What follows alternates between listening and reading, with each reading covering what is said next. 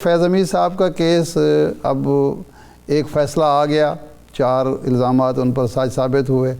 اب اس میں ایک تو پہلو یہ ہے، سوال یہ ہے کہ کیا اب یہ معاملہ کلوز ہو گیا، حتمی فیصلہ آ گیا، ان کو سزا مل گئی یہ معاملہ، یا احتساب کا دائرہ مزید آگے بڑھے گا، کچھ اور لوگ اس کی زد میں آئیں گے اور یہ ہمیشہ کے لیے طے ہو جائے گا کہ اب کوئی مداخلت بھی نہیں ہوگی اور کوئی اپنے اختیارات سے تجاوز نہیں کرے گا، قومی وسائل نہیں لوٹے گا۔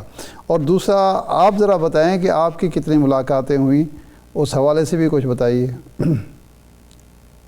اس کے ساتھ ملاقاتیں فیض حمید صاحب کے ساتھ، فیض حمید صاحب کی بات میں بڑا اچھا آپ نے پوچھ لی ہے۔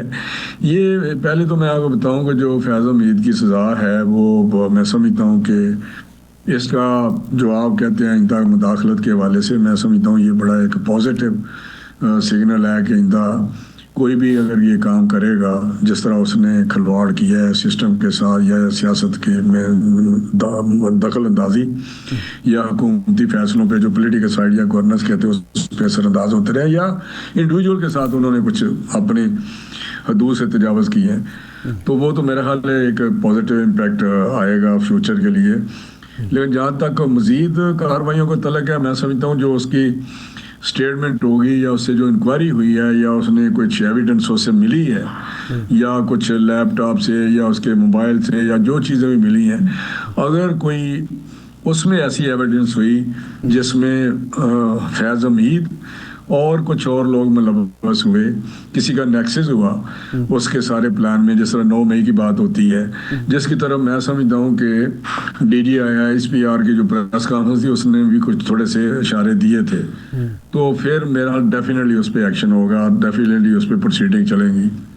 یہ ڈیپینڈ کرتا ہے اب کیسا مٹیریل ہے، کس طرح کی باتیں ہیں، کتنی سیریس باتیں ہیں۔ باقی رہی میری ملاقاتیں، میں آپ کو بتاؤں کہ میرا ایک میٹنگ بھی ان کے ساتھ نہیں ہوئی، کبھی بھی نہیں ہوئی۔ اور مجھے ایک دفعہ ملے تھے ادھر نیشنل جو سیکیورٹی کی میٹنگ کمیٹی بنی تھی ایک پارلیمنٹ کی، جس میں اپوزیشن کے بھی لوگ تھے، میں بھی تھا، 5-7 ہم تھے، جب شہباز صاحب لیڈر آف اپوزیشن تھے، تو جب یہ آئے تو یہ سب کو مل رہے تھے، تو مجھے بھی آگے ملے جو نیشنل اسمبلی کے ہال میں، تو مجھے حال احوال پوچھ کے تو انہوں نے کہا کسی وقت ملاقات ہونی چاہیے، تو میں نے کہا ہاں ملیں گے، آپ کو ملیں گے۔ تو میں کبھی بھی آج تک ان کو نہیں میری ملاقات ہوئی۔ میں آپ نے پوچھ لیا تو میں آپ کو بتاؤں کہ جو بھی ہے میری ایک دفعہ کوئی وہاں پہ میٹنگ تھی کوئی خاص، جس میں سردار ایاز صادق صاحب اور خواجہ آصف صاحب تھے، تو میں سعودی عربیہ میں تھا، تو مجھے وہاں فون کیا بڑھیا ہے میٹنگ ہے تو آپ آئیں، تو میں نے کہا میں ادھر عمرہ پہ آیا ہوں، میں تو نہیں آ سکتا۔ تو انہوں نے کہا جی جہاز آ جاتا ہے فلاں آ جاتا ہے، تو میں نے کہا جی نہیں بڑا مشکل ہے، میں نے نہیں آنا۔ تو میں نے کبھی بھی کسی ایسی میٹنگ میں شامل نہیں ہوتا تھا، کیونکہ میرا باجوہ صاحب نہیں، یہ کب کی بات ہے رانا صاحب، یہ کس سال کی بات ہے؟ جب ہم اپوزیشن میں تھے، جب یہ ایکسٹینشن کی بات ہو رہی تھی باجوہ صاحب کی، جنرل باجوہ کی، تو میں جنرل باجوہ سے بات میری کبھی بھی ملاقات نہیں ہوئی۔ یہ تب کی بات ہے جب خواجہ آصف صاحب نے پارلیمانی کمیٹی کے اجلاس میں کہا تھا کہ یہ نواز شریف کا حکم ہے، ہمیں اس کو انڈورس کرنا پڑے گا، یہ ان دنوں کی بات ہے؟ اس کے بعد نہیں، اس سے پہلے کی، جب ہم لندن گئے تھے سارے 5-7 لوگ، اس سے پہلے کی بات ہے، اس سے پہلے یہ میٹنگ ہوئی تھی جس میں یہ کوئی چیز طے کی گئی تھی یا کہا گیا تھا۔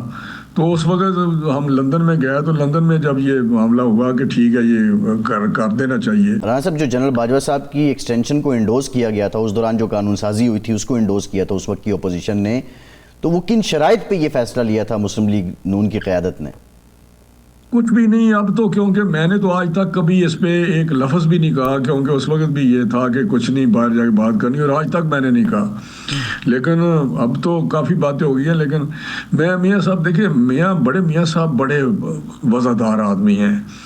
ادھر جب ڈسکس ہوا تو ادھر شاید کسی، میں نام تو نہیں لینا چاہتا، لیکن کسی نے کہا کہ جی ہمیں کچھ اس میں بارگیننگ کر لینی چاہیے، تو میاں صاحب نے کر رہا ہے یار یہ کرنا ہے تو پھر گریسفلی ہمیں کرنا چاہیے، انکنڈیشنل کرنا چاہیے۔ یہ میں بالکل آپ کو بتا رہا ہوں کہ گریسفلی ہمیں جو کام کرنا ہے ہمیں گریسفلی کرنا ہے، یہ نہیں کہ ہم یہ وہ اور اس سے فائدہ اٹھائیں۔ اگر آپ سمجھتے ہیں یہ کرنا ہے، جو کہ یہ تھا ہمارا کہ جی یہ آپ پلیز یہ ہونا چاہیے.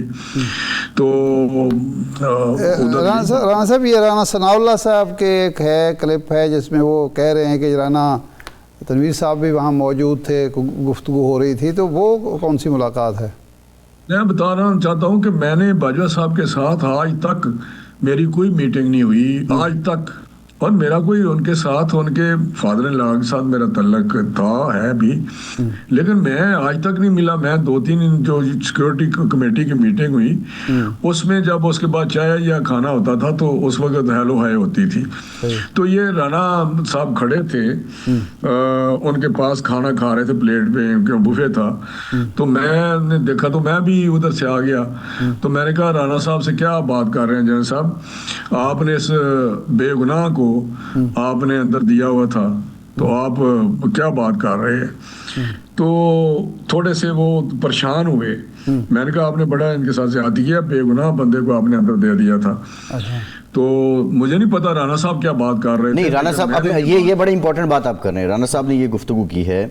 رانا صاحب نے کہا کہ جنرل باجوہ صاحب مجھے ملے, ان سے ملاقات ہوئی تو جنرل فیض بھی ان کے ساتھ تھے, اور جنرل باجوہ نے مجھ سے مخاطب ہوئے اور کہا کہ رانا صاحب جب آپ جیل میں تھے تو آپ بڑے سلیم سمارٹ ہو گئے تھے, اب آپ پھر تھوڑے توانا صحت مند ہو گئے ہیں, تو جنرل فیض آپ رانا صاحب کو دوبارہ سلیم سمارٹ کیوں نہیں کرتے؟